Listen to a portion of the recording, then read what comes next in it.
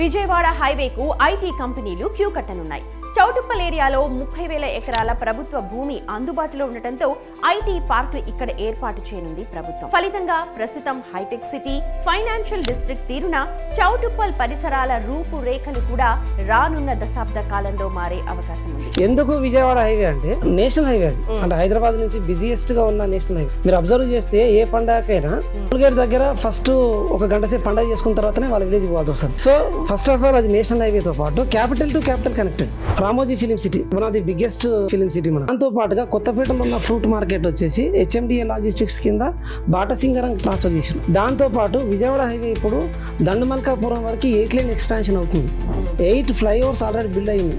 అంటే ఇవన్నీ వస్తున్నాయని చెప్పట్లే, మనం ఆల్రెడీ వచ్చినాయి. Dandumalkapuram industrial area, green industrial park, MSME అంటే medium and small scale industries ఏసియాలోనే బిగ్గెస్ట్, ఇండియాలో ఫస్ట్ టైం. అక్కడ మనకు ఆల్మోస్ట్ 48,000 ఎంప్లాయ్మెంట్కు ప్లాన్ చేశారు. 2019లో స్టార్ట్ అయింది. ఆల్మోస్ట్ 120 కంపెనీస్ స్టార్ట్ అయినాయి మ్యానుఫ్యాక్చరింగ్ అండ్ సప్లై. సో దానికి ఇబ్బంది కాకుండానే 8 లేన్ రోడ్ కూడా అక్కడ దాకా శాంక్షన్ చేశారు. ఎయిర్పోర్ట్ రావడానికి కానీ యాక్సెసిబిలిటీ ఈజీగా ఉండాలని. ఆంధ్రాకి ఎట్లయితే సీ పోర్ట్ ఇచ్చారో తెలంగాణకు డ్రై పోర్ట్ ఇస్తాం మనం. అదానీ గ్రూప్ వాళ్ళు 1100 ఎకర్స్ తీసుకుంటున్నాం మనం. Hub of regional ring road ఏదైనా ఉంది అంటే అది చౌటుప్పల్ అవుతుంది.